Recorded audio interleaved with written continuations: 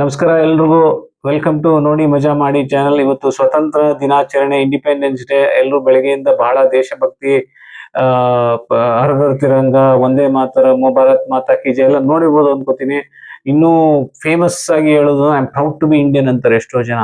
ನನ್ನಲ್ಲಿ ಬಹಳ ದಿವಸದಿಂದ ಈ ಕ್ವಶನ್ ಇತ್ತು, are you really proud to be Indian are you want to make India proud? ನೀವು ಭಾರತದವರಾಗಿ ಹುಟ್ಟಿದ್ನಿ ಅಂತ ಹೆಮ್ಮೆ ಪಡ್ತೀರಾ, ಅಥವಾ ಭಾರತ ಹೆಮ್ಮೆ ರಾಷ್ಟ್ರ, ಹೆಮ್ಮೆ ಪಡುವಂತ ರಾಷ್ಟ್ರ ಆಗ್ಬೇಕು ಅಂತ ಅನ್ಕೋತೀರಾ? ಅದಕ್ಕೋಸ್ಕರ ಈ ವಿಡಿಯೋ ಮಾಡ್ತಾ ಇದೀನಿ. ಏನಿಲ್ಲ, ನೀವು ಗಾರ್ಬೇಜ್ ಸೆಗ್ರಿಗೇಷನ್ ಎಲ್ಲ ನೋಡಿರ್ಬೋದು. ನನ್ನಲ್ಲಿ ಒಂದು ಹೊಸ ಆಲೋಚನೆ ಬಂತು. ನನ್ನ ಕಡೆಯಿಂದ ನಾನೇನ್ ಮಾಡ್ಬೋದು? I am not proud to be an Indian, but I want to make India proud. So ಇದು ನೋಡಿ, ಇದೇನದು ಒಂದು ಕವರ್, ಪ್ಲಾಸ್ಟಿಕ್ ಕವರ್. ಸೊ ಇದೇನಂದ್ರೆ ನಮ್ಮ ಏರಿಯಾದಲ್ಲಿ ಎಗ್ಸ್, ಸಣ್ಣ ಪುಟ್ಟ ತರಕಾರಿ, ದಿನ ಬೇಕಾಗಿರೋ ತರಕಾರಿ ತೊಗೊಳಕ್ ಹೋದ ಒಂದು ಕವರ್ ನಲ್ಲಿ ಹಾಕಿ ಕೊಡ್ತಾರೆ. ಅವಾಗೆಲ್ಲ ನಾವು ತರಕಾರಿ ಬುಟ್ಟಿ ಅಂತಾನೆ ಇಟ್ಕೊಂಡು ಹೋಗ್ತಾ ಇದ್ರು. ಆಗ ಇದ್ರೂನು ಅದಕ್ಕೆ ಕೆಲವು ಐಟಮ್ನ ಒಂದು ಕವರ್ ನಲ್ಲಿ ಹಾಕಿ ಕೊಡ್ತಾರೆ, ಸಣ್ಣ ಪುಟ್ಟ ಬೇಳೆ ಆಳುಗಳು ಇರ್ಬೋದು.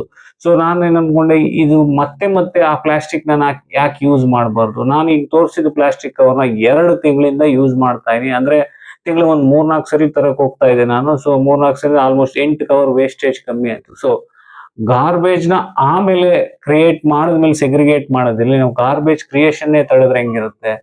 ಸೊ ಆದಷ್ಟು ರೀಯೂಸ್ ಬಗ್ಗೆ ಯೋಚನೆ ಮಾಡಿ. ಇದೊಂದು ಸಣ್ಣ ಐಡಿಯಾ ಇರ್ಬೋದು, ಏನ್ ಇಷ್ಟೋ ಅದನ್ನೆಲ್ಲ ಹೇಳ್ಬೇಕಂತ ನನ್ಗಿದು ದೊಡ್ಡದು ಅನಿಸ್ತು. ನಾನು ಗಾರ್ಬೇಜ್ ನ ಆದಷ್ಟು ಕಂಟ್ರೋಲ್ ಮಾಡ್ತೀನಿ, ಅದು ಕ್ರಿಯೇಟ್ ಆಗ್ಬಾರ್ದು ಅಂತ. ಅದಕ್ಕೆ ಇದೊಂದು ಐಡಿಯಾ. ನಿಮ್ಗೂ ಇಷ್ಟ ಆದ್ರೆ ವಿಡಿಯೋನ ಶೇರ್ ಮಾಡಿ, ನಿಮ್ಮ ಮಕ್ಕಳಿಗೆ ಹೇಳ್ಕೊಡಿ. ಸೊ ನೀವು ಮತ್ತೆ ಮತ್ತೆ ಅಂಗಡಿಗೆ ಹೋದ್ರೆ ನಿಮ್ಮ ಹತ್ರ ಇರೋ ಕವರ್ ಬುಟ್ಟಿ ಏನಾರು ಹಿಡ್ಕೊಂಡು ಹೋಗಿ ತಗೊಂಬನ್ನಿ. ಆವಾಗ ಏನಾಗುತ್ತೆ, ಹೊಸ ಗಾರ್ಬೇಜ್ ಕ್ರಿಯೇಟ್ ಆಗೋದು ಕಮ್ಮಿ ಆಗುತ್ತೆ. ಸೊ ಎಷ್ಟೋ ಪ್ರಾಬ್ಲಮ್ ಸಾಲ್ವ್ ಆಗೋದು ಅದರಿಂದ. ಸೊ ಇದನ್ನ ಹೇಳ್ತಾ, I am not proud to be Indian, but I want to make India proud ಅನ್ನೋ ಮಾತನ್ನ ಕಡೆಗಣಿಸ್ತೀನಿ. Thank you. ಎಲ್ರಿಗೂ ಒಳ್ಳೇದಾಗ್ಲಿ.